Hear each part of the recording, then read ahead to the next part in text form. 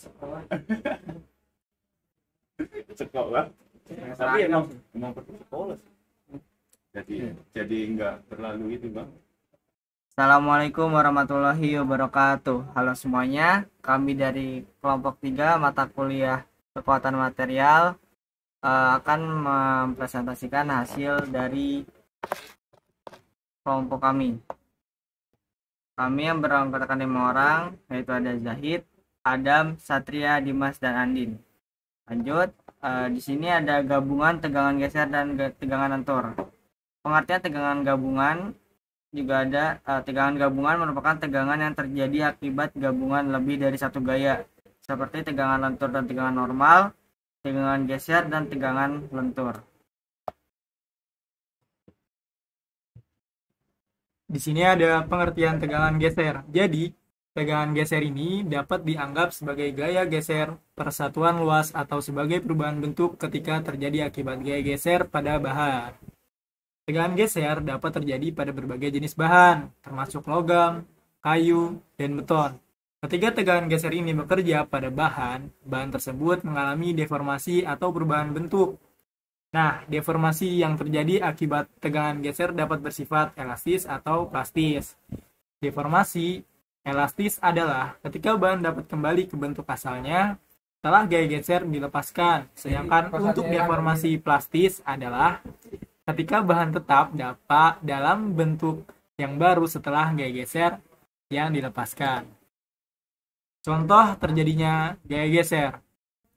Contoh terjadinya gaya geser yaitu ketika dua lapisan atau bagian dari bahan bergerak terhadap satu sama lain dengan kecepatan yang berbeda.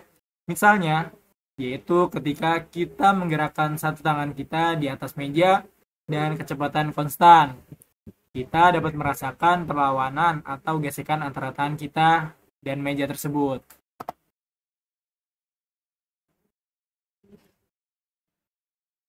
Nah, untuk rumus tegangan geser, yaitu ada tegangan geser sama dengan P dibagi M kali A.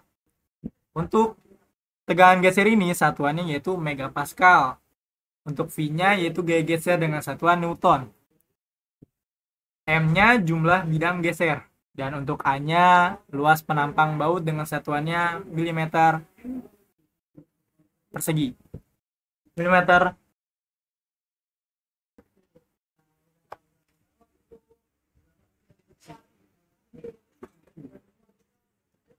Nah, di sini ada pengertian tegangan lentur.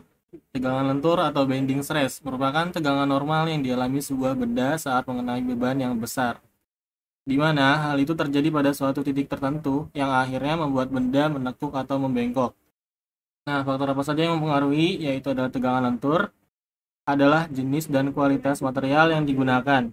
Material yang memiliki kekuatan dan kekakuan yang tinggi akan memiliki tegangan lentur yang lebih besar daripada material yang memiliki kekuatan dan kekakuan yang rendah. Nah, di sini ada contoh terjadinya tegangan lentur. Awal mula ada sebuah batang, yaitu ketika mengalami gaya tekan, maka batang akan mengalami perpendekan. Sebaliknya, jika mengalami gaya tarik, maka batang akan mengalami perpanjangan. Nah, ini contoh terjadinya tegangan lentur juga. Kerusakan terparah yang terjadi itu ada di paling atas dan paling bawah pada serat terluar, yaitu di sini serat paling atas yang mengkerut dan serat yang paling bawah menjadi retak. Terus tegangan yang hanya terkonsentrasi pada serat terluar saja. Lanjut, di sini ada contoh soal. Jika sambungan kayu pada gambar memiliki lebar 210 mm, tentukan tegangan geser rata-rata yang terjadi sepanjang bidang geser AA dan BB untuk setiap bidang. Nyatakan keadaan tegangan pada elemen material. Di sini ada sebuah gambar. Kita terus dulu diketahui gaya yang bekerja pada gambar sini itu ada 6 dikurangi F ke kiri 2 gaya, berarti F sama dengan 3 kN. diubah ke Newton jadi 3000 atau 3 pangkat 10 pangkat 3 kali 10 pangkat 3. Habis itu kita cari FA. FA nya 3 Newton, FB nya juga 3 Newton. Yang ditanya adalah tegangan AA dan tegangan BB. Rumusnya itu TA FA per AA. Itu 3000 dibagi 0,1 dikali 0,21. Hasilnya 1422,857 kPa. Lanjut ada tegangan B, itu ada FB VB per AA, yaitu ada 3000 dibagi 0,125 dikali 0,21. Hasilnya 1114,285 kilopascal. Nah, di sini ada soal tegangan gabungan atau tegangan kombinasi. Kita lihat, apabila sebuah benda mengalami tekanan sebesar 100 kN, digambar seperti ini, hitunglah tegangan tarik maksimum dan tegangan tekan maksimum yang terjadi pada penambang A dan B. Oke, lanjut. Gaya pada ini kita uraikan menjadi komponen X dan Y sebagai berikut. Ini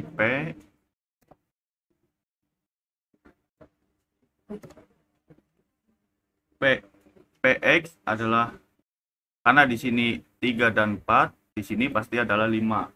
Ini adalah angka istimewa, jadi PX sama dengan 100.000 Newton kali 4/5, hasilnya adalah 80.000 Newton. Kemudian PY yang ini yang vertikal adalah 3/5, jadi 100.000 Newton dikali 3/5, hasilnya adalah 60.000 Newton. Kemudian kita cari besarnya momen terhadap titik berat penambang AB, titik berat penambang A dan B adalah min 60.000. Kenapa min 60.000? Karena tegangannya berlawanan dengan jarum jam. Oke. Dikalikan 500. 500 adalah gaya atau maksud saya jarak dari ini ke ini adalah 500 mm. Ditambah 80.000 yaitu Px dikali 200. Dimana 200 yaitu dari penambang A B sampai titik NA. Titik B sampai titik NA adalah 200. Berarti hasilnya adalah min 30 kali 10 pangkat min 6 tambah 16 kali 10 pangkat min 6. Hasilnya min 14 kali 10 pangkat min 6 Newton milimeter.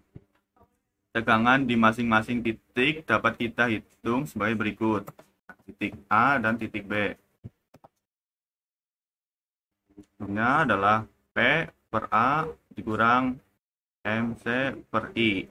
Nah, P diketahuinya adalah tadi 80.000 Newton.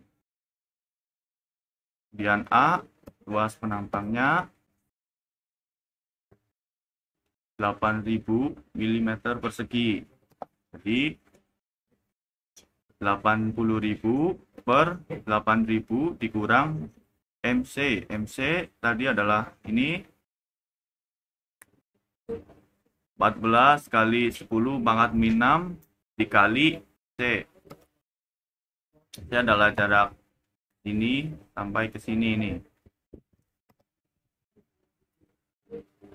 Per 50 kali 10 pangkat min 6. 50 kali 10 pangkat min 6 sudah diketahui. Ini adalah I. I sudah diketahui, yaitu 50 kali 10 pangkat min 6 tadi. Jadi hasilnya adalah min 18 megapascal. Kemudian yang dua, nampang B, rumusnya sama. Maaf, beda karena ini cara dengan jarum jam. Jadi P per A tambah MC min I. Nah, 80.000 seperti yang tadi per 8.000 ditambah 14 kali 10 pangkat min 6 dikali 200. Nah, 200 adalah jarak nih.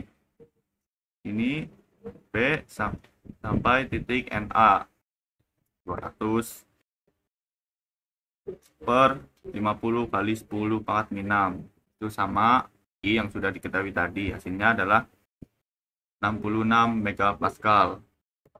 Sekian presentasi. Terima kasih. Sekian presentasi dari kelompok kami. Kurang lebihnya mohon maaf. Wassalamualaikum warahmatullahi wabarakatuh.